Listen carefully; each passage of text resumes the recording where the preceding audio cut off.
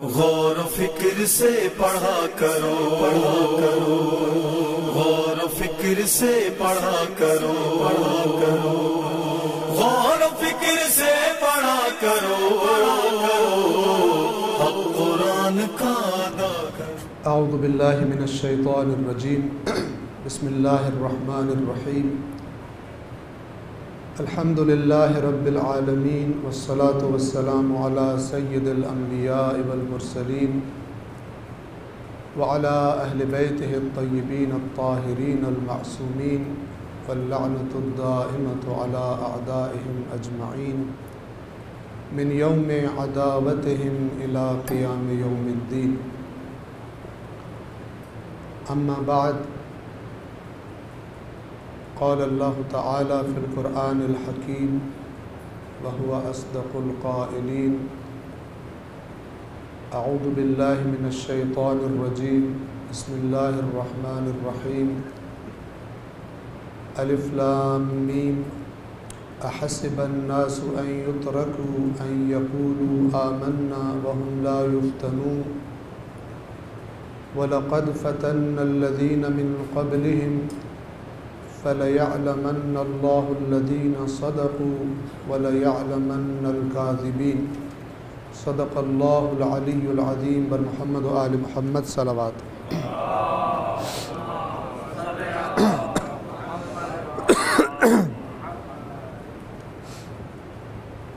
اللہ تعالیٰ نے اپنے آخری اور کامل دین کو انسانیت تک پہنچانے کے لیے جس زبان کا انتخاب فرمایا وہ عربی ہے، جس کا علم جتنا زیادہ ہو چیزوں کی حقیقت کے بارے میں، اس کا انتخاب بھی اتنا ہی اچھا ہوتا ہے۔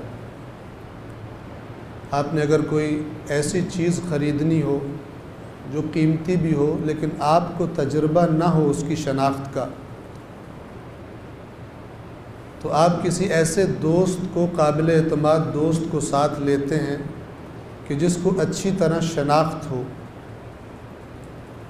تاکہ وہ بہترین چیز کا انتخاب کر کے آپ کو خریدوا سکے۔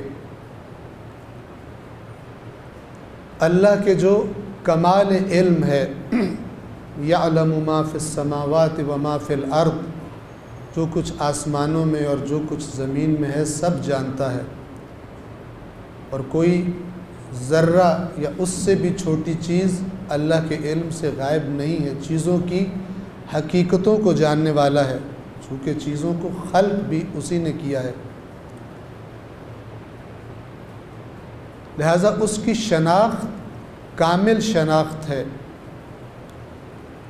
تو اس ہستی نے جب اپنے آخری پیغام کے لیے زبان کا انتخاب کیا تو عربی زبان کو اللہ کا منتخب کرنا اس بات پر گواہی دیتا ہے کہ پیغام کو پہنچانے کے لیے اس سے بہتر زبان کوئی اور موجود نہیں تھی۔ اگلی بات، اللہ کے جو انسانوں کا بھی خالق، انسانوں کے قلب کا، ان کی عقل کا، ان کے فہم کا، ان کے شعور کا بھی خالق، اس نے جب اپنا آخری پیغام دینا ہے کہ جس کے بعد کوئی اور پیغام نہیں آنا، تو اگر اس پیغام کے لیے وہ کوئی ایسی زبان انتخاب کرے کہ جس کو سننے والوں کو معنی سمجھ میں ہی نہ آئے، تو اس قسم کے کام کی توقع آپ کسی کم عقل والے شخص سے تو کر سکتے ہیں، خالق کائنات سے معاذ اللہ ایسی توقع کرنا یہ خود حماقت ہے کہ اللہ اپنا آخری پیغام انسانوں کو دینا چاہے اور ایسی زبان کا، ایسے لفظوں کا انتخاب کرے کہ جن کے معانی واضح نہ ہوں اور جو لوگوں کو سمجھ میں نہ آئیں۔ اور اس کے ساتھ ساتھ یہ بھی کہ قرآن کریم صرف عربوں کے لیے نازل نہیں ہوا تھا۔ وما ارسلناک الا رحمۃ للعالمین وما ارسلناک الا کافۃ للناس، ہم نے آپ کو نہیں بھیجا مگر تمام انسانیت کے لیے۔ اور سب کو معلوم ہے کہ انسانوں کی زبان فقط عربی نہیں ہے، تو بس قرآن کا پیغام بھی فقط عربوں کے لیے مخصوص نہیں ہے، غیر عرب بھی اس کو سمجھ سکتے ہیں اور اپنی زبانوں میں اپنی زبان میں قرآن کے معانی کو ترجمہ کر کے ٹرانسلیٹ کر کے بیان کر سکتے ہیں، البتہ اس قید کے ساتھ کہ دنیا کی کوئی دوسری زبان معانی کو بیان کرنے کے لیے عربی کا مقابلہ نہیں کر سکتی، لیکن دوسری زبانیں ایک بڑی حد تک اس پیغام کو اپنے بولنے والوں کے لیے بات کو سمجھا سکتی ہیں، جسے ہم ترجمہ کہتے ہیں، جسے ہم ٹرانسلیشن کہتے ہیں۔ اور بہت بڑی جہالت کا شکار ہیں وہ، اور ان لوگوں کی سازش کا شکار ہیں جنہوں نے چاہا کہ مسلمان اللہ کی کتاب کے قریب نہ آئیں، اللہ کی کتاب کے معانی اور مفاہیم سے دور رہیں۔ ان کی سازش کا شکار ہیں وہ لوگ کہ جن کی زبانوں پر بغیر قرآن کو پڑھے ہوئے یہ کلمہ جاری ہوتا ہے کہ ہم قرآن کو نہیں پڑھتے کیونکہ قرآن سمجھ میں نہیں آتا۔ ان درسوں کے ذریعے سے ہماری کوشش ہے کہ انشاءاللہ سننے والوں کو، بھائیوں کو بھی اور بہنوں کو ایک روش، ایک طریقہ سکھایا جا سکے قرآن مجید اللہ کی کتاب سے قریب آنے کا، اور اس کے ساتھ ایک رابطہ پیدا کرنے کا، اور دوسرے لفظوں میں خود اللہ کے ساتھ رابطہ پیدا کرنا اور اسے مضبوط کرنا، کہ جس کے نتیجے میں انسان بے شمار جہالتوں سے اور گمراہیوں سے اور حماقتوں سے اللہ کی پناہ میں چلا جاتا ہے، اور اگر ایسا نہ کرے تو ہر فتنہ اسے اپنی زد میں لینے کے لیے تیار ہوتا ہے۔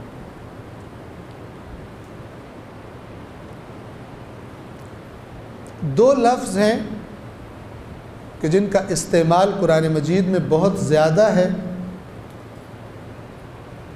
اور ان کو سمجھنا بھی بہت زیادہ اہمیت کا حامل ہے،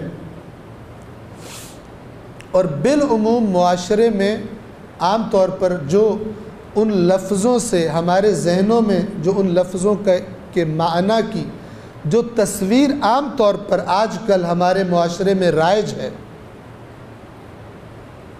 وہ بالکل وہ تصویر نہیں ہے کہ جو قرآن کریم دکھانا چاہتا ہے۔ ان میں سے ایک لفظ ہے کفر اور ایک لفظ ہے ایمان۔ کفر اور ایمان۔ ابھی جو وقت آج کے درس کا ہے اس کے اندر میں زیادہ تر لفظ ایمان کا معنی آپ احباب کی خدمت میں عرض کرنے کی کوشش کروں گا، اور اس نیت سے کہ آپ نے میری کی ہوئی بات یاد رکھنی ہے اور آپ کو کھلا حق حاصل ہے۔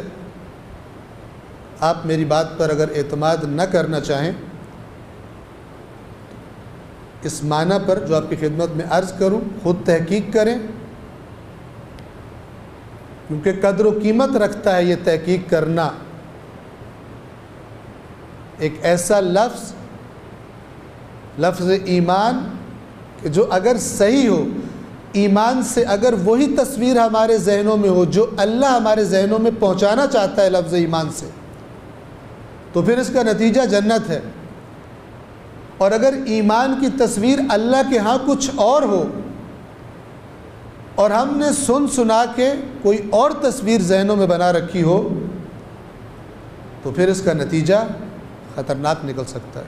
لہذا اتنی قدر و قیمت ہے اس کی کہ اس کے بارے میں تحقیق کی جائے، باریک بینی کے ساتھ دیکھا جائے کہ لفظ ایمان کا معنی کیا ہے، حقیقی معنی اس کا کیا ہے۔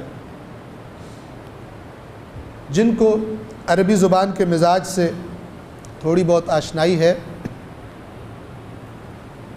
وہ بہتر اس بات کو سمجھ سکتے ہیں۔ ایمان کا لفظ امن سے نکلا ہے، الف میم نون، جو ہم اردو میں بھی استعمال کرتے ہیں، اور خاص طور پہ کراچی کے شہر میں آرزو کے طور پر استعمال کرتے ہیں کہ اللہ کراچی میں انشاءاللہ امن قائم فرمائے۔ امن کا معنی آپ سب پر واضح ہے، اس کا اپوزٹ فساد، بے امنی، دنگا، خطرات، یہ سارے الفاظ ان کا اپوزٹ جو بنے گا اسے کہا جاتا ہے امن، یعنی حالت سکون، حالت اطمینان۔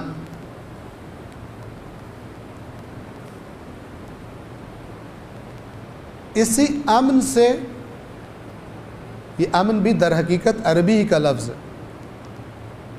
اور اس لفظ سے ایمان نکلا ہے۔ ایمان کا معنی کیا ہے؟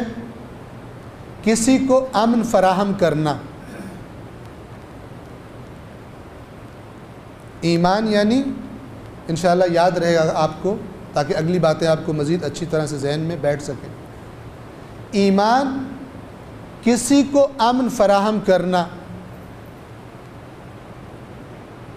اور جو کوئی ایسا کرے جو کسی کو امن فراہم کرے اس کو بھلا عربی میں کیا کہتے ہیں، کیا کہیں گے؟ مومن، کہ جو ہم انسانوں کے لیے بھی استعمال کرتے ہیں، اللہ نے بھی کیا ہے، قد افلح المؤمنون، یقیناً مومن کامیاب ہو گئے،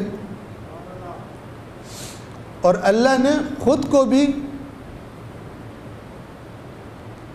الملک القدوس السلام المؤمن،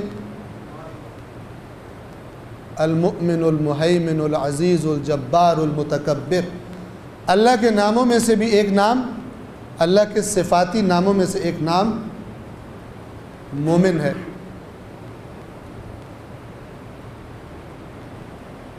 ہم اچھی طرح جانتے ہیں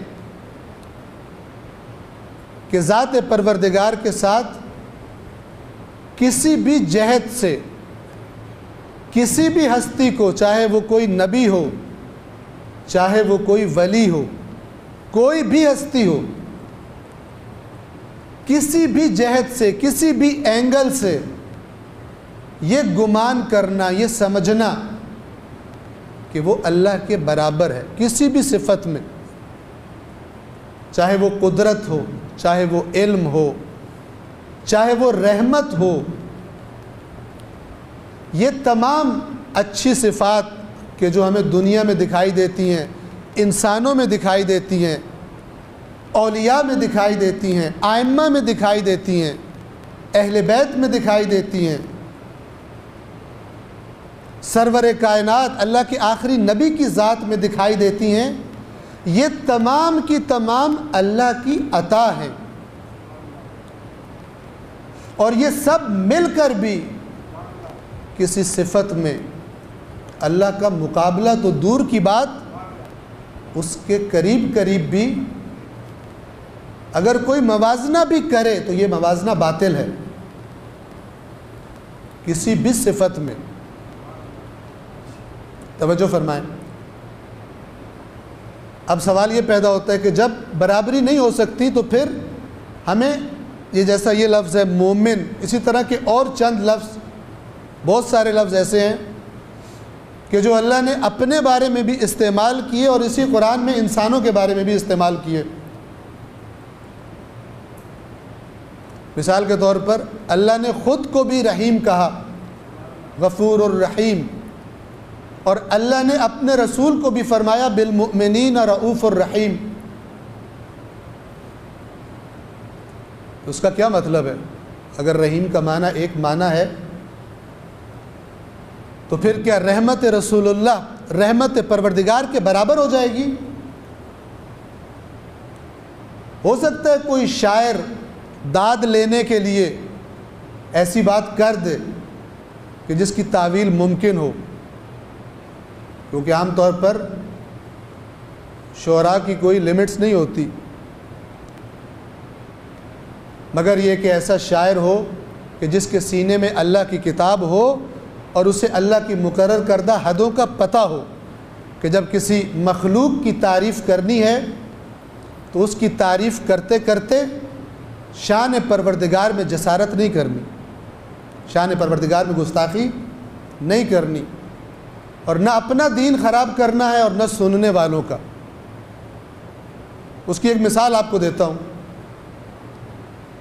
کہ اگر نہ معلوم ہو کہ جب ایک ہی لفظ اللہ کے بارے میں استعمال ہو اور وہی لفظ مخلوق اللہ کی کسی مخلوق کے بارے میں، چاہے وہ کوئی نبی ہو، اس کے بارے میں استعمال ہو تو فرق آ جاتا ہے معنی میں. اس لیے کہ فرض کریں کسی انسان کو کہا جائے جب عالم تو اسی کے علم کے مطابق کہا جاتا ہے، اور ہمیں معلوم ہوتا ہے کہ اس کا علم ناقص ہے. لیکن جب وہی لفظ عالم اللہ کے بارے میں استعمال کیا جائے تو ہمیں معلوم ہے کہ اللہ کے علم میں کوئی نقص نہیں. لہذا انسان کے بارے میں جب عالم استعمال کیا جائے گا تو اسی کے درجے کے مطابق اس کا معنی کیا جائے گا. کوئی جاہل اور احمق ہوگا جو یہ کہے کہ یہ بھی عالم ہے وہ بھی عالم ہے، اور اس قسم کا مغالطہ کر کے اور لفاظی کر کے لوگوں کی کم علمی سے فائدہ اٹھائے اور ان کی داد طلب کرے اپنی ایسی باتوں سے. اس کی ایک مثال دے دیتا ہوں. ایک صاحب نے ممبر سے بیٹھ کر سینکڑوں کے مجمع میں امیر المؤمنین علی ابن ابی طالب علیہ الصلاۃ والسلام کی شان بیان کی کہ در حقیقت بہتان باندھا جناب امیر پر. اور اگر جناب امیر ظاہر میں موجود ہوں تو وہ خود بہتر جانتے ہیں کہ ایسے ممبری کے ساتھ کیا سلوک کرنا ہے. ممبر پہ بیٹھ کر سینکڑوں کے مجمع میں فرمانے لگے اللہ نے اس پر خدا نہ خواستہ آپ میں سے کوئی داد نہ دے دے، یہ جو میں بول رہا ہوں یہ کفر ہے ابھی جو بولنے لگا ہوں، اگر کوئی اس کا قائل ہو جائے تو دین سے خارج ہے. اسی لفظ مومن سے غلط استفادہ کیا. مومن کی جمع ہے مومنون اور مؤمنین، اور آپ کو معلوم ہے جناب امیر کو امیر المؤمنین حقاً حقیقتاً انہی کا لقب ہے امیر المؤمنین، کہ اس میں شک و شبہ کی گنجائش کوئی نہیں. لیکن ایک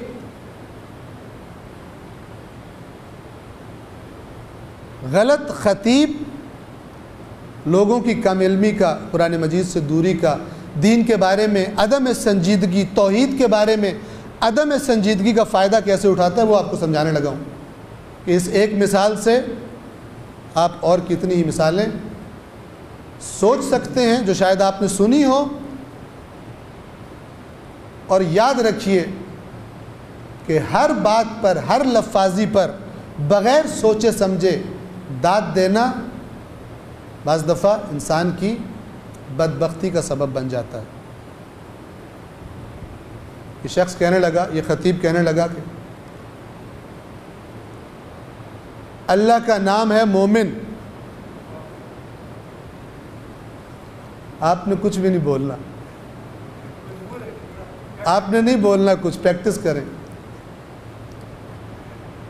اللہ ہے مومن، اور جو ہمارا مولا ہے وہ ہے امیر المومنین. اس نے اپنے اس لفظ سے جناب امیر کو کہ جو عبد خدا ہیں جو فرماتے ہیں کہ میرے فخر کے لیے یہ کافی ہے اے اللہ کہ میں تیرا بندہ ہوں، اس ذات امیر المومنین پر یہ شخص بہتان لگاتا ہے پورے مجمع کے سامنے کہ اللہ مومن ہے۔ اللہ خود کہتا ہے میں مومن ہوں، اور جو میرا اور آپ کا مولا ہے وہ امیر المومنین ہے، اور مجمع اٹھ کے نعرے لگاتا ہے اور اس کو داد دیتا ہے۔ کس پہ نعرے لگا رہے ہیں؟ اپنے دین کو خراب کروا کر اس کی داد وہ دے رہے ہیں، اور وہ بیٹھ کر وصول کر رہے ہیں۔ بعض اوقات ہماری حالت زار یہ ہو جاتی ہے، نہ سمجھنے کی وجہ سے، عدم سنجیدگی کی وجہ سے۔ اس کا معنی کیا ہے کہ اللہ پروردگار نعوذ باللہ وہ ایک مومن ہے، جیسے جو ہم بندوں کے لیے مومن استعمال کرتے ہیں، اور جناب امیر اللہ کے امیر ہیں، معاذ اللہ، کفر ہے یہ۔ انسان دین سے خارج ہو جاتا ہے۔ جو دین اللہ کا رسول لے کر آئے تھے، اور جس دین کی حفاظت کے لیے بھی جناب امیر کی ولایت کا اعلان کیا گیا، اس دین سے انسان خارج ہو جاتا ہے یہ بات کر کے، اور اگر اس کا قائل ہو جائے۔ لیکن ہمارے ممبروں سے ایسی باتیں کر دی جاتی ہیں۔ ایک صلوات پڑھیے محمد وآل محمد۔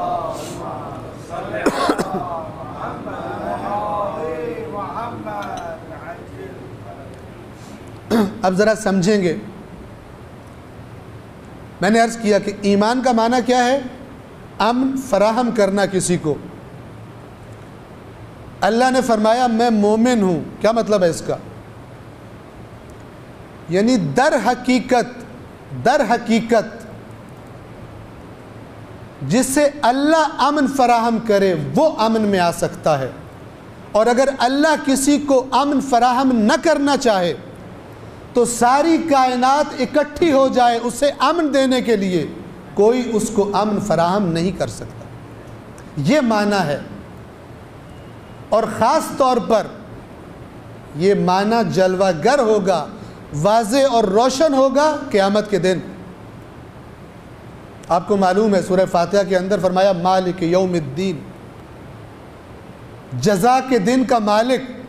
کیا ضرورت ہے؟ آج مالک نہیں ہے اللہ، آج کے دن کا مالک نہیں ہے، آج جزا نہیں دے سکتا، آج پکڑ نہیں کر سکتا، آج بھی مالک ہے۔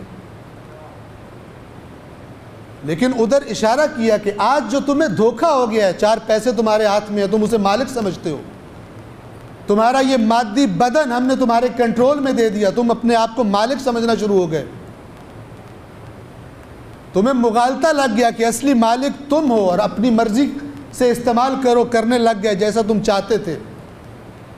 تو اس آیت نے پیغام دیا کہ ان قریب ایک ایسا دن آئے گا کہ جب تمہیں پتہ چلے گا کہ حتیٰ تمہارا ہاتھ بھی تمہارے خلاف گواہی دے گا، حتیٰ کہ تم اپنے ہاتھ کے بھی مالک نہیں تھے، اپنی سکن کے، اپنی جلد کے بھی مالک نہیں تھے۔ شہد علیہم سمعہم وابصارہم وجلودہم بما کانوا یعملون، کہ جب وہ آئیں گے قیامت کے دن تو شہد علیہم، ان کے خلاف شہادت دیں گی، سمعہم، ان کی سماعتیں، وابصارہم، اور ان کی آنکھیں، وجلودہم، اور ان کی جلد، بما کانوا یعملون، جو وہ عمل کیا کرتے تھے۔ جلد بولے گی اور کہے گی کہ پروردگارا، جس کے حوالے تو نے مجھے کیا تھا اس نے اس حرام چیز کے ساتھ مجھے لمس کیا، تو نے منع کیا تھا، یہ لمس کرتا رہا۔ جلد گواہی دے گی۔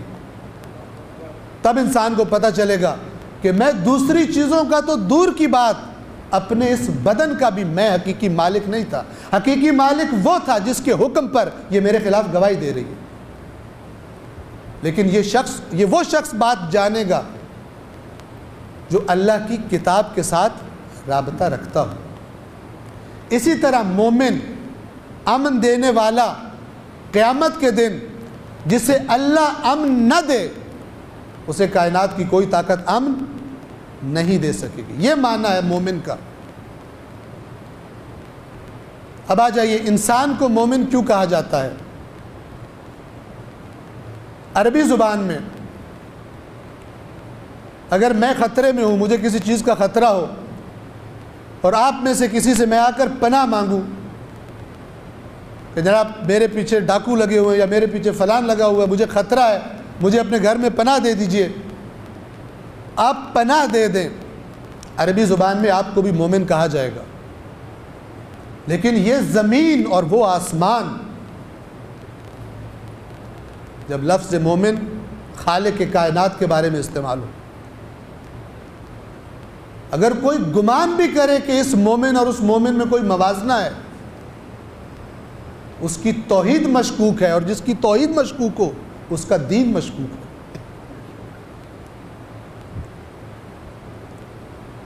اگر آپ مجھے امن فراہم کریں، عربی میں آپ کو بھی مومن کہا جائے گا۔ یہ جو قرآن نے کہا یا ایھا الذین آمنو، اس معنی کو جو میں نے آپ کو بتایا ہے، اصل معنی، بنیادی معنی، اس کو ذہن میں رکھتے ہوئے اس کا معنی یہ بنے گا، اے وہ لوگوں کہ جنہوں نے امن فراہم کیا ہے۔ آمنو، مؤمن یعنی امن دینے والے، کس کو؟ توجہ فرمائیں، ایمان کا تعلق قلب سے ہے انسان کے۔ کس نے بتایا؟ خود قرآن نے۔ کچھ عرب بدو رسول اللہ کی خدمت میں آئے، کسی وجہ سے آ کر کہا کہ ہم نے دین قبول کر لیا۔ سورہ حجرات کی آیت ہے، 49 نمبر سورہ ہے قرآن کی، سورہ حجرات معروف ہے، اس کی آیت ہے، قالت الاعراب آمنا، اعراب کوئی عرب بدو، اعراب نے کہا آمنا، ہم ایمان لے آئے۔ قل، اے رسول کہہ دیجئے، ان سے کہیے، لم تؤمنو، تم ایمان نہیں لائے۔ خوب توجہ سے سنیں،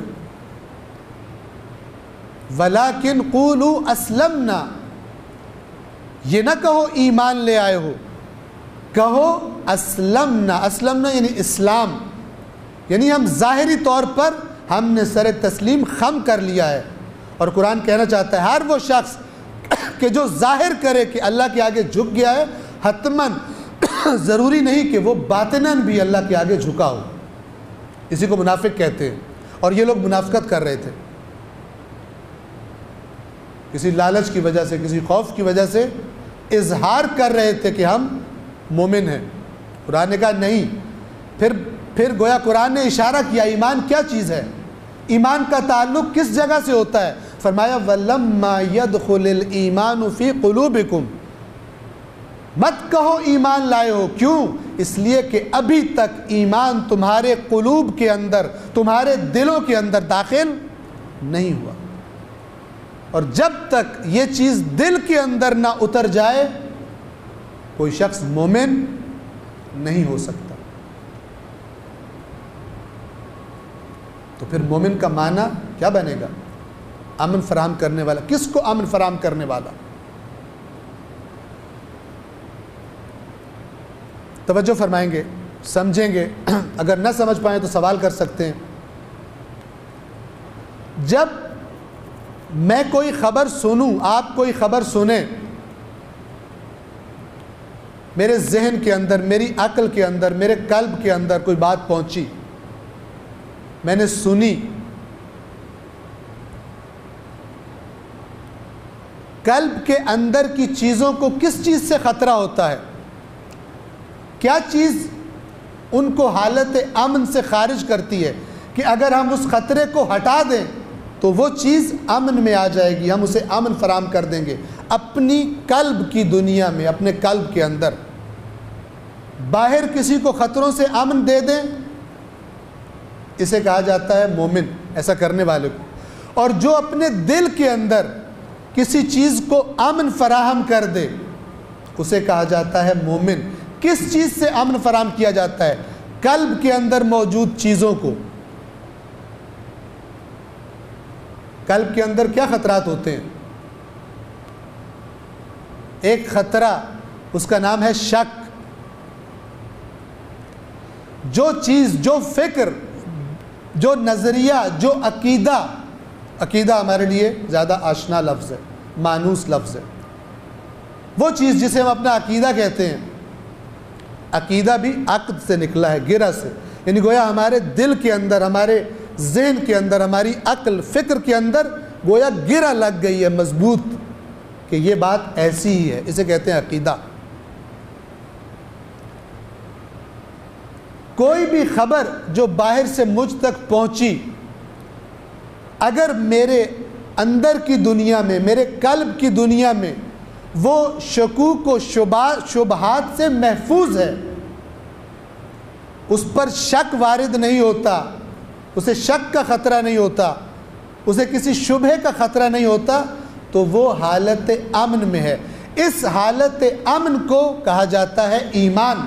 اور جو بھی مثلا مجھے پتہ چلا اللہ ایک ہے، اگر مجھے اس میں شک نہیں ہے تو میں مومن ہوں.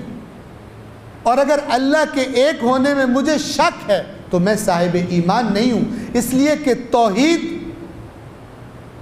میرے قلب کی دنیا میں خطرے کی زد میں ہے، شک کی زد میں ہے، شبہات کی زد میں ہے.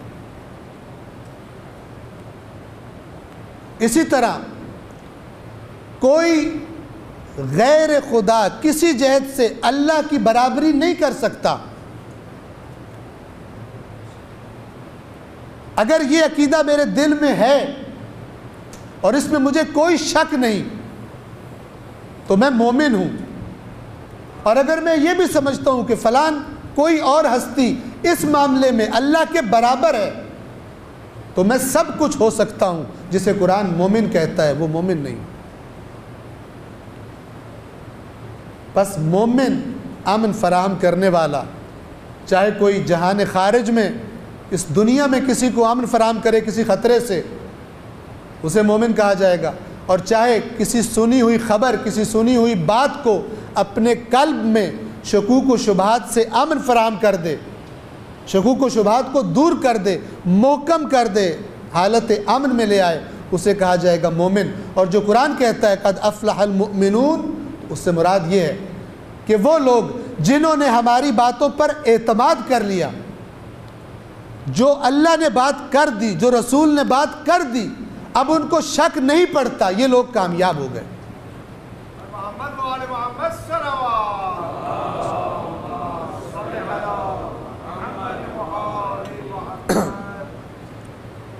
اس کی دلیل کے طور پر ایمان یعنی اعتماد، ایمان یعنی اعتماد. سورہ یوسف کے اندر جب جناب یوسف کے بھائی انہیں کنویں میں پھینک کر جناب یعقوب کی خدمت میں آئے، جھوٹ بولا کہ یوسف کو بھیڑیا کھا گیا، ہم نے دوڑ لگائی، ہم ایک دوسرے سے دوڑے لگا رہے تھے، یوسف کو ہم نے اپنے سامان کے پاس چھوڑا اور پیچھے سے اس کو بھیڑیا کھا گیا. یہ بات کر کے کیا کہتے ہیں؟ وما انتا، اور تو نہیں ہے، اپنے باپ سے خطاب کر کے، اور تو نہیں ہے کیا؟ بمؤمن، تو مومن نہیں ہے، لنا ہمارا، تو ہماری بات کا مومن نہیں ہونے والا، ولو کننا صادقین، اگرچہ ہم سچے ہی کیوں نہ ہوں. کیا معنی ہے؟ تو مومن نہیں یعنی تو ہماری بات پر اعتماد نہیں کرنے والا، اگرچہ ہم سچ ہی کیوں نہ بول رہے ہوں. بس مومن یعنی وہ جو اعتماد کرتا ہے. خود قرآن کی گواہی ہے. مومن کون؟ جو اعتماد کرتا ہے، اور جو کہے کہ میں نے اعتماد کر لیا، اعتماد نہ ہو، اسے منافق کہتے ہیں. لہذا وہ اعراب جنہوں نے آ کے رسول اللہ سے کہا کہ ہم ایمان لے آئے، قرآن نے کہا تم ایمان نہیں لائے. کیوں؟ وَلَمَّا يَدْخُلِ الْإِيمَانُ فِي قُلُوبِكُمْ، جو ہم نے نازل کیا ہے اپنے نبی پر جو دین، وہ تمہارے دلوں کے اندر داخل نہیں ہوا، تمہیں اس پر اعتماد نہیں ہے، تم اپنے کسی خوف یا کسی لالچ کی وجہ سے اسلام کی اس ظاہری شان و شوکت اور اس کے ان ظاہری دنیاوی فائدوں سے فائدہ اٹھانے کے لیے تم یہ اظہار کر رہے ہو کہ تم مومن ہو. ایک صلوات پڑھیے محمد وآل محمد.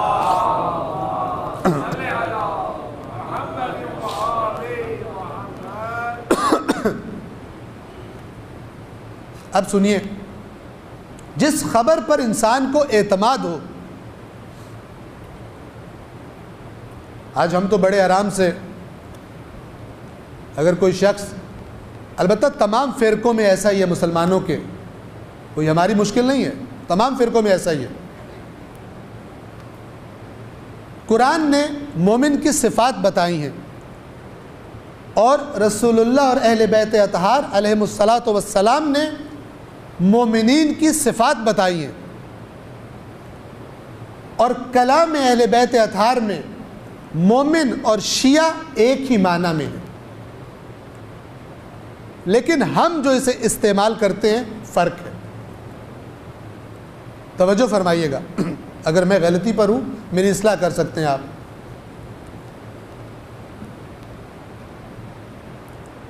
ہم لوگ لفظ مومن کے استعمال میں ان چیزوں کا لحاظ نہیں رکھتے کہ جن چیزوں کا لحاظ قرآن و اہل بیت نے رکھا ہے۔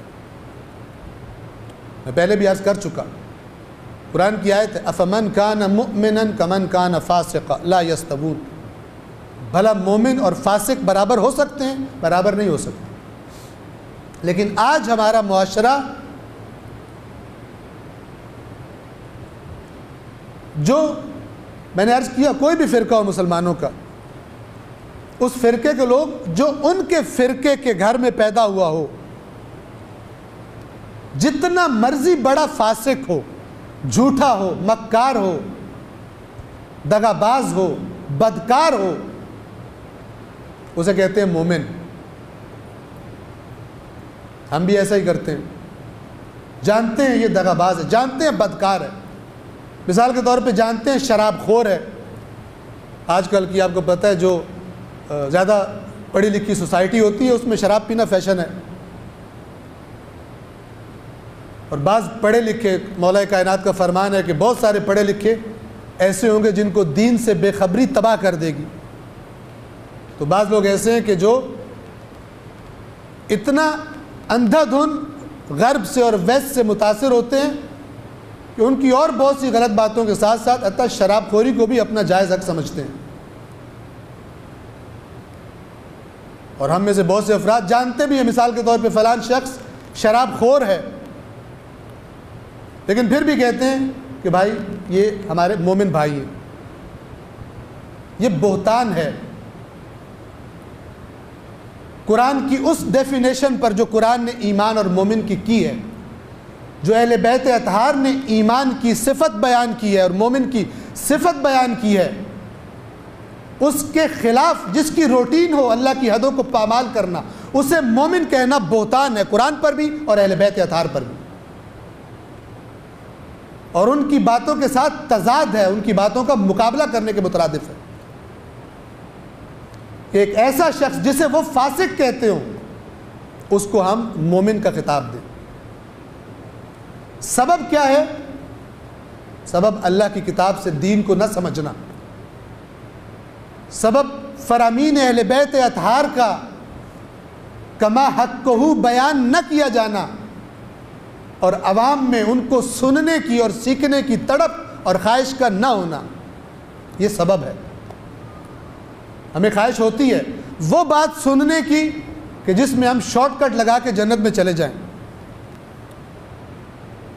حالانکہ اللہ کی کتاب نے اعلان کیا۔ اب آ جائیے، میں بات تمام کرنے لگا ہوں۔ وہ جو آیت میں نے آغاز میں پڑھی تھی، آیات سورہ عنکبوت کی پہلی آیت ہے الف لام میم، دوسری آیت احسب الناس، بہت اچھی طرح سمجھ میں آتا ہے قرآن۔ بہت بڑی غفلت اور جہالت اور حماقت لفظ کم ہیں کہ جو اس نظریے کے بارے میں استعمال کیے جائیں۔ جہالت بھی ہے، حماقت بھی ہے، غفلت بھی ہے۔ جو لوگ یہ کہتے ہیں کہ قرآن سمجھ میں نہیں آتا، جو قرآن پڑھتے ہیں وہ جانتے ہیں کہ جتنا قرآن سمجھ میں آتا ہے اور جتنا دین اور اللہ کی بات قرآن سے سمجھ میں آتی ہے اتنا کسی اور چیز سے سمجھ میں نہیں آتی، نہ آ سکتی ہے، ورنہ اللہ کبھی اس قرآن کو نور نہ کہتا، ورنہ کبھی اہل بیت اطہار یہ نہ فرماتے کہ اندھا دھن ہمارے فرامین کے پیچھے نہ جانا، دیکھنا کہ کوئی ایسی بات نہ ہو جو قرآن سے ٹکراتی ہو، اس لیے کہ اللہ کے سچے نبی نے فرمایا ہے میرے اہل بیت کبھی خلاف قرآن بات نہیں کریں گے۔ قرآن اصل ہے، ہو سکتا ہے اہل بیت پہ کوئی بہتان باندھے، جیسے کہ بہت سے لوگ اس زمانے میں بھی باندھتے تھے، آج بھی باندھتے ہیں، اور صاحبان علم جانتے ہیں آج بھی اہل بیت اطہار پر بہتان باندھے جاتے ہیں،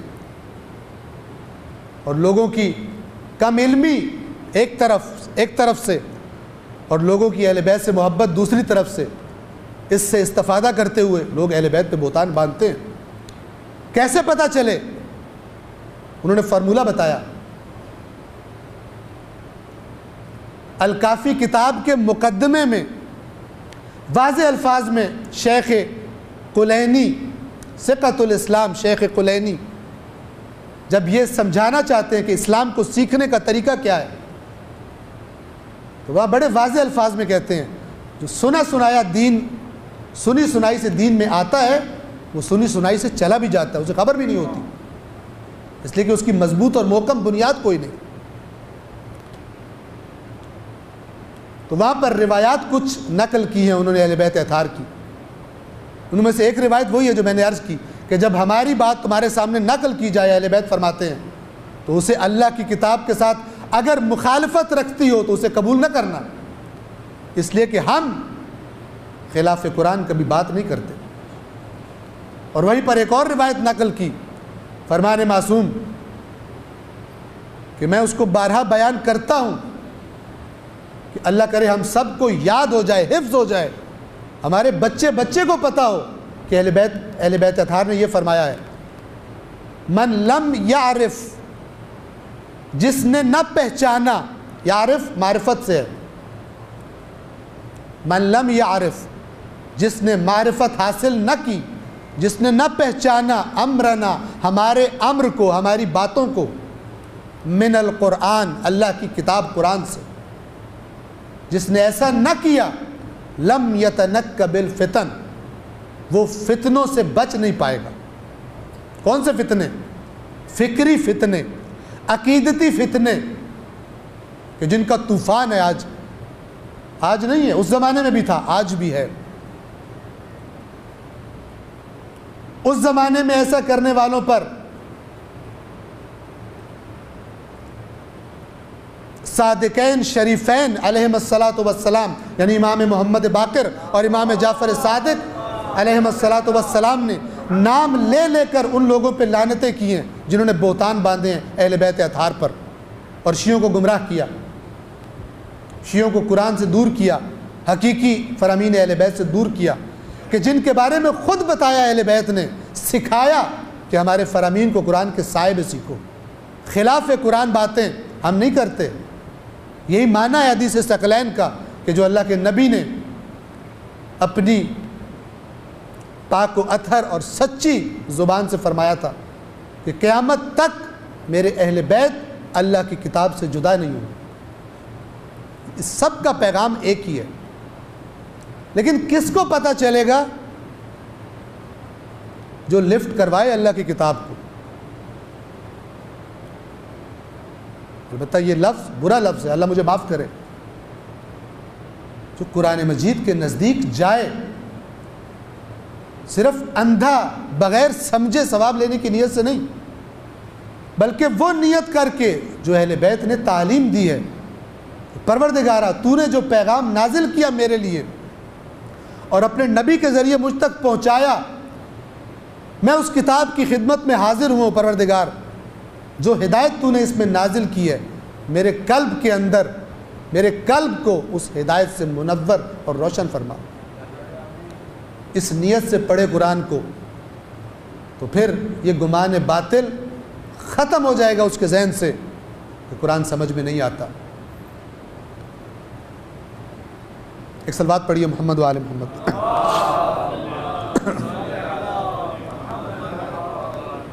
سورہ عنکبوت میں بیان کر رہا تھا، احسب الناس، کیا لوگوں نے یہ سمجھا ہے،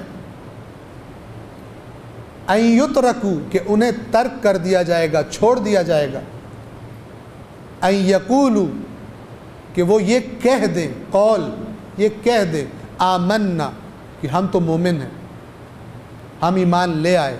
کیا لوگوں نے یہ سمجھا ہے کہ یہ کہہ دینے سے کہ ہم مومن ہیں انہیں چھوڑ دیا جائے گا؟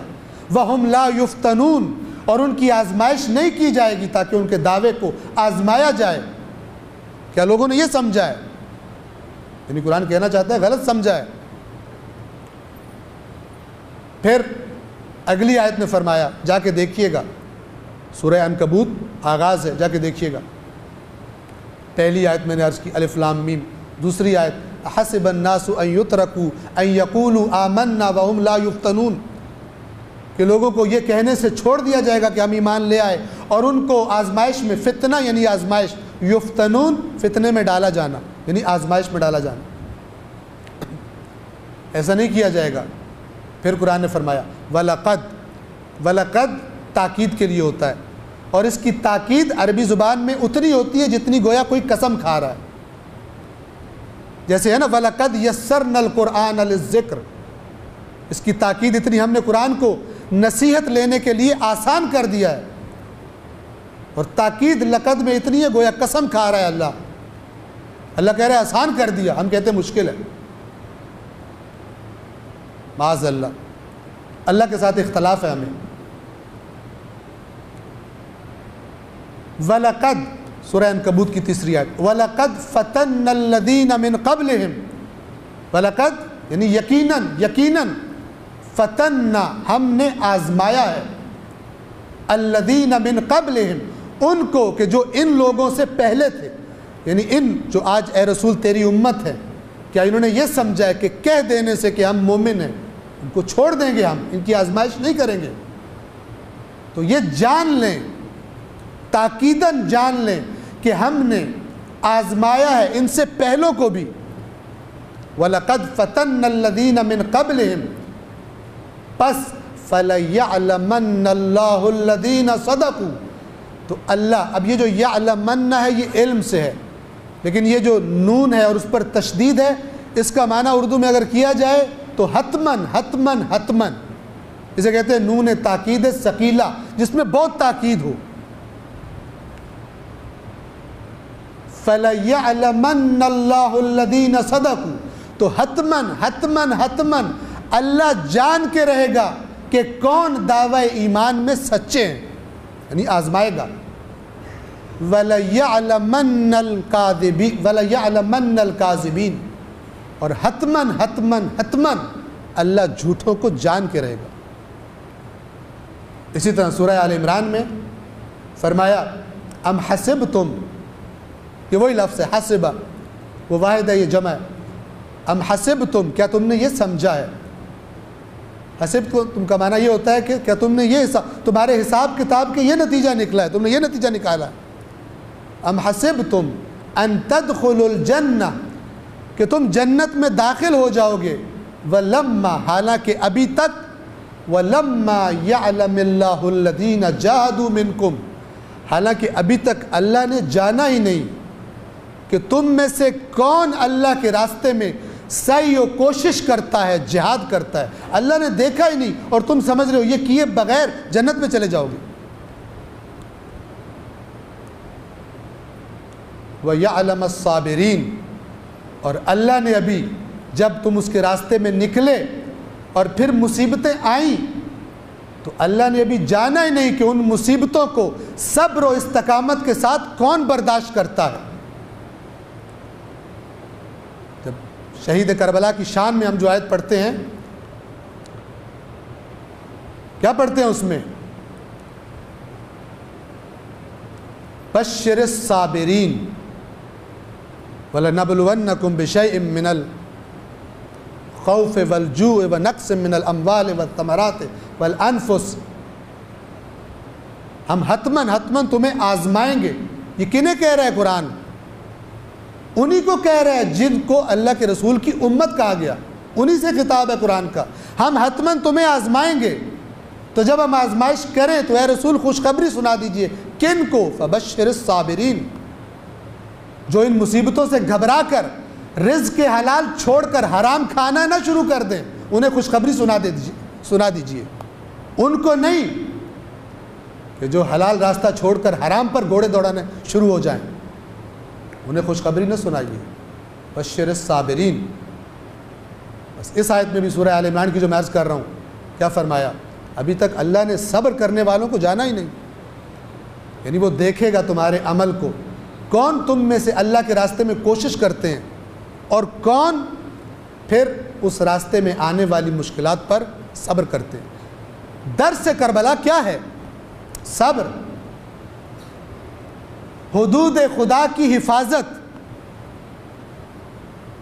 امام فرما رہے تھے راستے میں نکلتے ہوئے, تم نہیں دیکھتے حدود خدا کو پامال کیا جا رہا ہے. یہ بابرکت ایام ہیں شعبان کے, اسی عظیم ہستی اور ان کے باوفا بھائی اور ان کے زین العابدین فرزند ان کی دنیا میں تشریف آوری کے ایام ہیں. گویا تجدید بیعت کے ایام ہیں کہ اگر آپ کا راستہ اپنی روٹین لائف میں ہم چھوڑ چکے, ہم آپ سے پھر بیعت کرتے ہیں, ہم واپس آئیں گے, اپنی زندگیوں کو کتاب خدا کے سائے میں لائیں گے جیسے آپ چاہتے ہیں. کتاب خدا کو اس طرح پڑھیں گے جس طرح آپ ہمیں پڑھانا چاہتے تھے.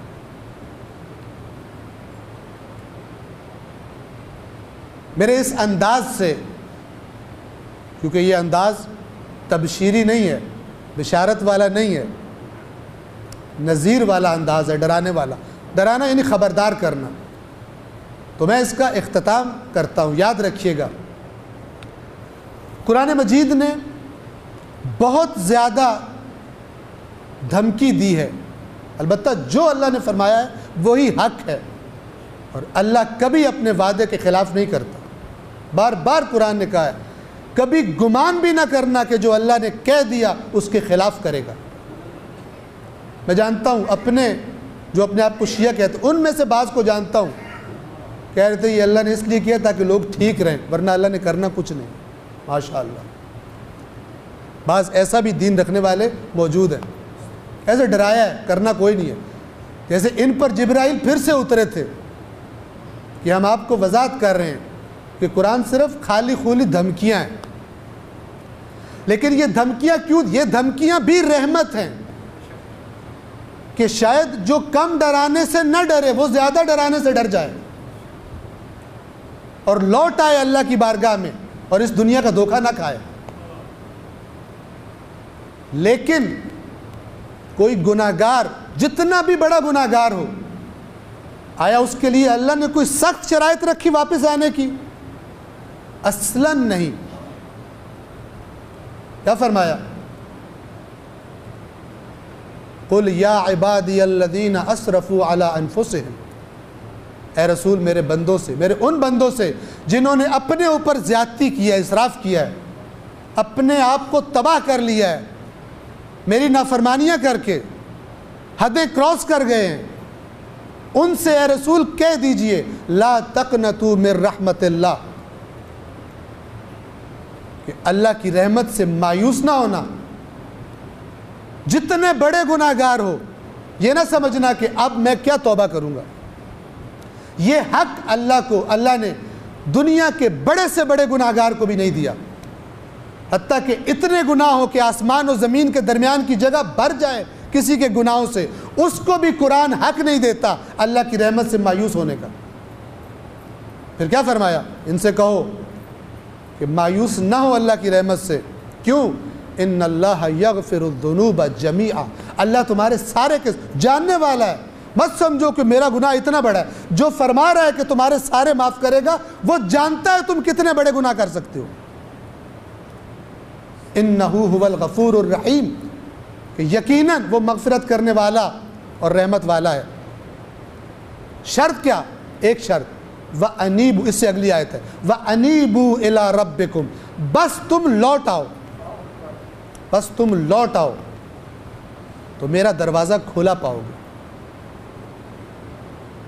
لیکن عجب, اتنی دھمکیاں بھی دی اور واپسی اتنی آسان بھی رکھی, تو عجب اس انسان پر کہ جو اتنا بھی نہ کرے, عمر گزار دے, اللہ کی بارگاہ میں نہ پلٹے. اور مثال کے طور پر یہ بات میں اللہ کی مانوں گا, یہ نہیں مانوں گا, اس پر اس نے روٹین قائم کر لی. مثال کے طور پر حرام میں نے کھانا ہے، باقی میں نیک کام کروں گا، بس یہ کام اللہ مجھے معاف کر دے، یہ محفوظ نہیں ہے، یہ امن میں نہیں ہے، اس لیے کہ یہ اللہ کو اکڑا ہوا ہے، اللہ کے سامنے یہ متکبر ہے کہ میں یہ بات خدائے تیری نہیں مانتا۔ وہ انسان کے جس سے نادانستگی میں خطا ہوتی ہے اس کا معاملہ اور ہے، لیکن ایک وہ کہ جس کے وجود کا حصہ ہے اللہ کی نافرمانی، تو اس کی حالت خطرے سے باہر نہیں ہے، اس لیے کہ اہل بیت اطہار نے بیان فرمایا کہ گناہوں کی تکرار انسان کے دل سے ایمان کو ختم کر دیتی ہے۔ ہر گناہ اثر ڈالتا ہے انسان کے قلب پر، اس کے ایمان پر، اور اگر وہ بڑھتا چلا جائے تو ہو سکتا ہے زبان سے کہتا رہے میں صاحب ایمان ہوں، لیکن قرآن اس سے کہے تیرا دل ایمان سے خالی ہو گیا تیری حرکات کے نتیجے میں۔ فرمان اہل بیت، ایمان 3 چیزوں کا مرکب ہے، بس یہ آپ کو سناتا ہوں اور بات کو تمام کرتا ہوں۔ ایک صلوات پڑھیے محمد و آل محمد پہ۔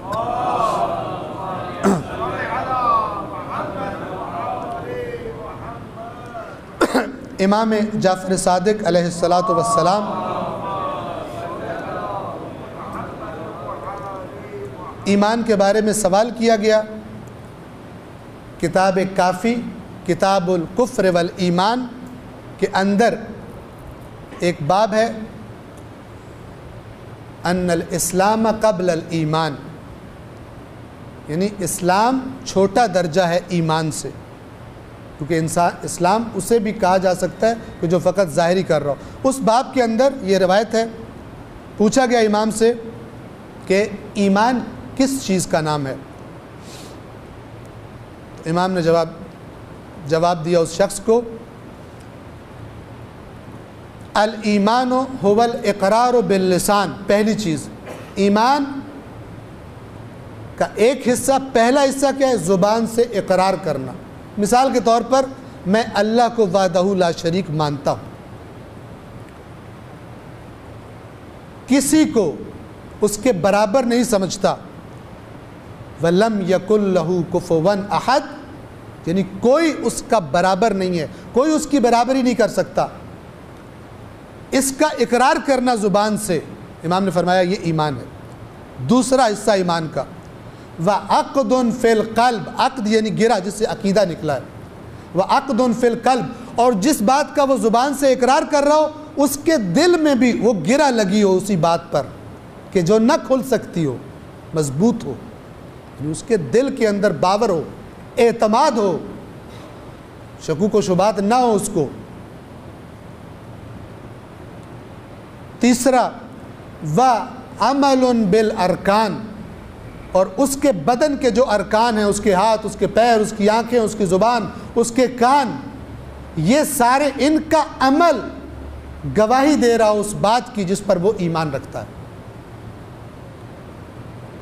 آپ کہیں بیٹھے ہو، کوئی شخص خبر لے کے آئے کہ یہاں سے فوراً نکلیے، کسی نے بم رکھ دیا مثال کے طور پر، اگر آپ کو اعتماد ہے آپ بھاگ جائیں گے، آپ کو تو شک بھی ہوگا تو بھاگ جائیں گے، ٹھیک ہے نا، چونکہ خطرہ بہت ہے۔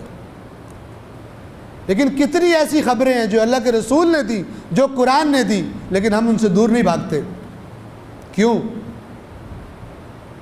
ہمیں ایک عام آدمی کی بات سے تھریٹ فیل کرتے ہیں کہ بم پھٹ جائے گا تو ہم مر جائیں گے، لیکن بہت سی باتیں قرآن کی ایسی ہیں کہ جن کو پڑھ کر سن کر ہمارے اندر یہ فیلنگ نہیں ہوتی کہ ہمیں کوئی تھریٹ ہے اس سے۔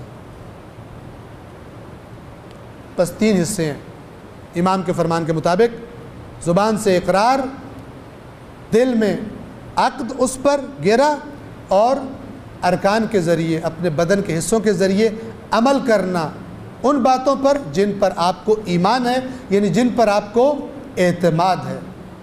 پروردگار عالم سے دعا ہے، پروردگار عالم بحق کے محمد و آل محمد، اور بالخصوص ان 3 مبارک اور مقدس اور عظیم ترین ہستیوں کے صدقے میں کہ جن کی تشریف آوری کے ایام ہیں، پروردگار عالم ہم کو حقیقی معنی ایمان کو سمجھنے، اور اگر کوئی کمی بیشی ہے تو جو راستہ اہل بیت نے بتایا ہے اس راستے پہ چل کر اپنے ایمان میں اس کمی بیشی کو دور کرنے کی پروردگار عالم ہم سب کو توفیق عطا فرمائے، اپنی توحید کو خالص کرنے کی پروردگار ہم سب کو توفیق عطا فرمائے، اور اپنے دین کو اس طرح سیکھنے کی جس طرح اہل بیت اطہار نے بتایا ہے، جس طرح قرآن نے بتایا ہے، پروردگار عالم ہم سب کو توفیق عطا فرمائے۔ اور محمد و آل محمد صلوات۔ سوال اگر پوچھنا چاہیں تو سوال پوچھ سکتے ہیں، اور اگر ٹائم چونکہ ہو گیا جو افراد جانا چاہیں ہمارے دوست کو جا سکتے ہیں، اگر سوال کسی نے پوچھنا ہو تو ان کی خدمت میں حاضر انشاءاللہ۔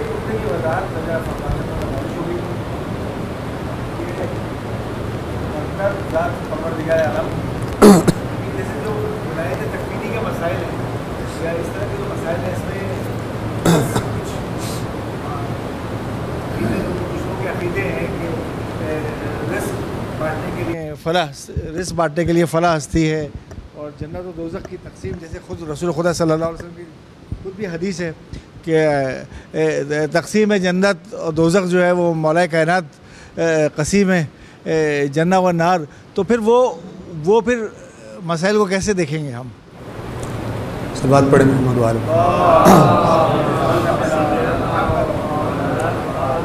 سوال کیا ہے کہ بعض لوگ تقسیم رزق کے بارے میں جو نظریہ رکھتے ہیں، بعض لوگ جنت اور دوزخ کی تقسیم کے بارے میں جو نظریہ رکھتے ہیں۔ اب اس میں ابھی فی الحال میں آپ کی خدمت میں یہ عرض کرنا چاہوں گا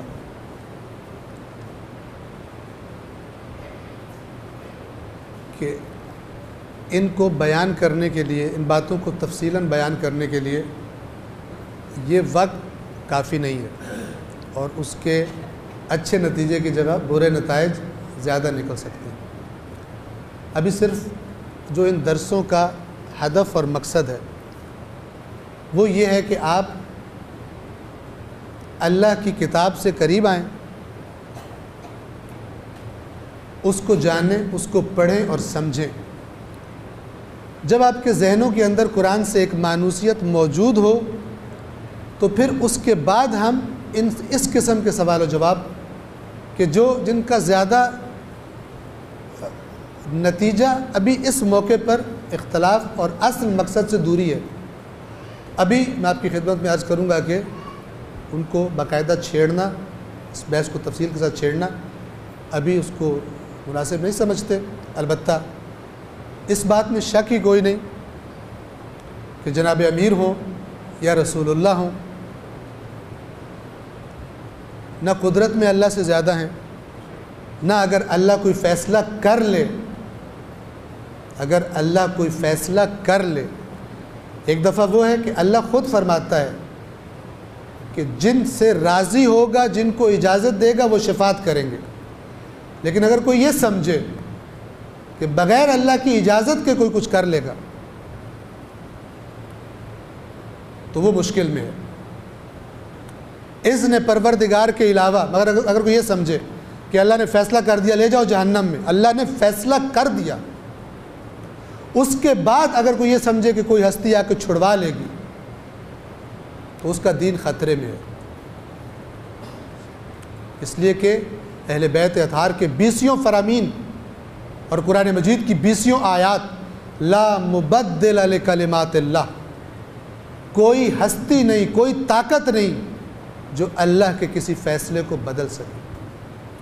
البتہ اللہ کا نظام رحمت اسی میں سے مقام شفاعت ہے، لیکن شفاعت کا معنی اگر کوئی یہ سمجھے کہ اللہ کا فیصلہ بدلنا ہے تو وہ غلط معنی ہے۔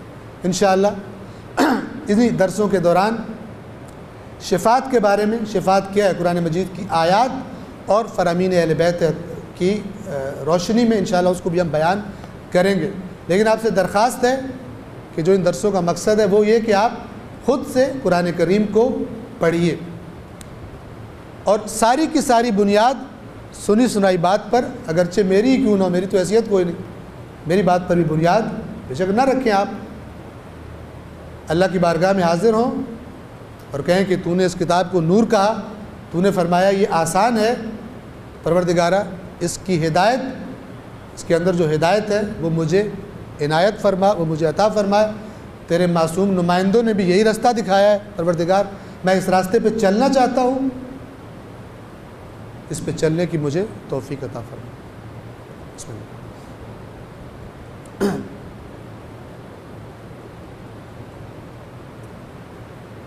اور کوئی سوال اگر ہو؟ سب سے زیادہ شک کے بارے میں جی جی جی جی شک کی گندگی سے بچنے کے لیے شک کی گندگی سے بچنے سب سے زیادہ سب سے پہلے سیکھنے کا عمل ہے شرک سے بچنا۔ جی جی شرک سمجھ میں آ گیا تو قرآن پاک کو ویسے جی جی جی بالکل۔ اسلام کی بنیاد توحید پر ہے۔ قولوا لا الہ الا اللہ تفلحوا کا معنی یہی تھا کہ بس اللہ اور اس کا نظام توحید، نظام توحید کے سائے میں جو اللہ اور اس کا رسول بیان کرے وہ نظام، اور وہ کہ جو کسی طرح سے اس نظام کے مقابلے میں آ جائے وہ نہ قابل قبول، یہ توحید ہے۔ اور یہ اللہ نے قرآن بھرا پڑا ہے اس سے، اس لیے کہ وہ معاشرہ ہی مشرک معاشرہ تھا کہ جہاں پر اللہ نے اپنے رسول کے ہاتھ سے توحید کے اس پرچم کو بلند کیا۔ لہذا آیات پروردگار میں غور کریں، تدبر کریں۔ آپ میں سے بعض دوست میں عرض کرنا چاہوں گا وہ شریک ہوں گے۔ ایک سلسلہ ہم نے اپنی تو اللہ نے تھوڑی بہت توفیق دی ہے، شروع کیا ہوا کاروان قرآن کے نام سے درس بھیجے جاتے تھے۔ وہ آج کل تھوڑی مشکل کا شکار ہو گئے، کیونکہ وہ ہم بھیجتے تھے وہ اس کے ذریعے سے، واٹس ایپ کے ذریعے سے، اور وہ جب تعداد بڑھی تو اس میں ایک مشکل پیش آ گئی کہ بہت سے لوگوں کو آڈیو نہیں ملتی تھی۔ لیکن ایک اور کام شروع کیا ہوا تھا الحمدللہ، وہ آپ کی خدمت میں عرض کرنا چاہتے ہیں کہ ہم نے ایک بعض دوستوں کے ذمہ لگایا ہوا تھا اس کی اپلیکیشن بنانے کے لیے۔ تو اگر آپ چاہیں تو ابھی فی الحال اینڈرائڈ پر جو گوگل کا پلے سٹور ہے، اگر آپ وہاں پر جائیں اور کاروان قرآن ٹائپ کریں، KARWAN QURAN، کاروان قرآن اگر آپ ٹائپ کریں تو وہ اپلیکیشن آ جائے گی۔ اس کو اگر آپ ڈاؤن لوڈ کر لیں تو وہ سلسلہ ہر روز 10 منٹ کے قرآن مجید کے درس کا ہے، جس میں قرآن کے جیسے ہم نے ابھی آپ کو مانا، البتہ اس کا چونکہ ٹائم کم ہوتا ہے تو ہم اسی ٹائم کے مطابق قرآن مجید کی آیات کو ایک ایک لفظ کر کے بیان کرتے ہیں، اور پھر اس کا ترجمہ اور پھر اس کی تھوڑی بہت تفسیر بیان کرتے ہیں۔ تو وہ انشاءاللہ آپ کو قرآن مجید جو پڑھنا چاہتے ہیں ان کو سمجھنے کے لیے انشاءاللہ وہ معاون ثابت ہوگا۔ ذرا ایک بندہ بغیر کسی ٹیچر کے یا رہنمائی کے پڑھے تو سمجھ پھر بھی آتا ہے قرآن، تسلی رکھیے، لیکن اس طرح ذرا مزید سپیڈ آپ کی زیادہ ہو جائے گی۔ اور اس میں ہم نے اس کا انداز ایسا رکھا ہے کہ جس میں ہمارے شیعہ بھائیوں کے ساتھ ساتھ ایک اچھی بلی تعداد خواتین کی بھی اور مردوں کی بھی، اہل سنت کی بھی ہے۔ اور الحمدللہ اس جو ایک عرصہ سے اس درس میں شریک رہے، انہوں نے ان میں سے کئی نے ہم سے رابطہ کر کے کہا کہ آپ کے درسوں کے بعد ہم نے جو اپنے لوگوں سے شیعوں کے بارے میں سنا تھا کہ شیعہ قرآن کو نہیں مانتے، تو ہماری وہ رائے بڑی حد تک تبدیل ہو گئی ہے، اور ہم سمجھتے ہیں کہ شیعہ بھی قرآن کو مانتے ہیں۔ ہماری یہ رائے اور یہ تصویر تبدیل ہو گئی ہے۔ یہ بھی ایک سوچنے کا مقام ہے کہ ایسا معاشرے میں کیوں ہے، شیعوں پر یہ تہمت کیوں لگے؟ شیعہ کو تو قرآن کے حقیقی وارثوں کے ماننے والے شیعہ ہیں، اگر لگے تو کسی اور پر تہمت لگے، قرآن کو نہ ماننے کی۔ لہٰذا یہ ساری کی ساری باتیں غور و فکر طلب ہے، اور غور و فکر بھی وہ کہ جس کا نتیجہ پھر کچھ نہ کچھ عمل ہو، نہ کہ غور و فکر کر کے اور پھر وہ جو پہلے جو روٹین جاری ہے اسی روٹین میں ہم شریک ہو جائیں۔ رمضان المبارک کا مہینہ انشاءاللہ آ رہا ہے، کوشش کریں کہ ایک مانوس قرآن مجید کے ساتھ ایک مانوسیت پہلے سے پیدا کر لیں اور جب قرآن کی بہار کا یہ مہینہ آئے، اللہ کا مہینہ جب آئے، تو آپ ایک اجنبی کی طرح قرآن کریم سے ملاقات نہ کریں، ایک آشنا، ایک مانوس، ایک دوست، ایک ساتھی کی طرح، یعنی قرآن کے گویا 7 ماہ مبارک میں داخل ہو، نہ کہ ایک اجنبی کی طرح اس سے ملاقات کریں۔ تو آپ اس کو ڈاؤن لوڈ کر سکتے ہیں۔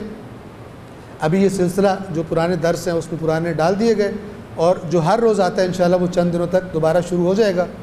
اور جو اس میں آپ کو اگر کچھ چونکہ ابھی تازہ اپلوڈ کیے، شروع کیے، تو آپ سے گزارش ہے کہ آپ کو جو اس میں کمی لگے، کوئی مشکل ہو، تو حتماً آپ انفارم کر سکتے ہیں۔ جو ہیں پہلے سے واٹس ایپ میں شامل، ان کو نمبر پتہ ہے کاروان قرآن کا، اس پر آپ ٹائپ کر کے یا آڈیو کی شکل میں، یا جن کے پاس نمبر ہے وہ مجھے فون کر کے بھی بتا سکتے ہیں کہ یہ اس میں پرابلم ہے، اس کو اپڈیٹ کروائیں یا اس کو صحیح کروائیں۔ تو انشاءاللہ ہم چاہتے ہیں کہ ایک اچھی اپلیکیشن جو کہ صرف اور صرف درس قرآن کی ہو، اور ہو بھی مکتب اہل بیت کی طرف سے، اور ہو بھی اس طرح کہ جو نہ فقط شیعہ بلکہ اہل سنت بھی سننے میں کوئی مشکل کا احساس نہ کریں، ان کو بدکانے والی کوئی بات اس میں نہ ہو۔ جیسا کہ میں نے عرض کیا کہ ایسے لوگ بہت سارے موجود ہیں، ان کی تعداد الحمدللہ بڑھ رہی ہے، چونکہ ہم اپنے دوستوں سے کہتے ہیں کہ شامل کریں، کہ جو بھی قبول کریں ان کو حتماً شامل کریں۔ تو ہمیں امید ہے کہ انشاءاللہ اس پیغام قرآن کو بھی پھیلانے میں، ویسے بھی آج کل آپ کو پتہ ہے فیس بک اور واٹس ایپ اور یہ جو آن لائن کام ہے یہ سب سے زیادہ لوگ کرتے ہیں، تو انشاءاللہ وہ جو آپ کرتے ہیں اس کے اندر اس کو بھی شامل کر لیں اور ہمارے معاون بنیں کہ زیادہ سے زیادہ یہ قرآن مجید کا پیغام مکتب اہل بیت کی طرف سے انشاءاللہ، خاص طور پہ بالخصوص پاکستان میں، باہر بھی چونکہ اس کی کوئی باؤنڈریز نہیں ہوتی، ظاہر بات ہے انٹرنیٹ میں، تو اس میں آپ ہمارے ساتھی بنیں، اور یہ جو اس کا نام ہے کاروان قرآن، انشاءاللہ آپ اس کے باقاعدہ سے اس کا حصہ بنیں، اور انشاءاللہ ہم سب مل کر قرآن مجید کی تعلیمات کو زیادہ سے زیادہ معاشرے میں لانے کی، زندہ کرنے کی، عمل کرنے کی انشاءاللہ کوشش کریں۔ پر محمد و آل محمد صلی اللہ علیہ وسلم۔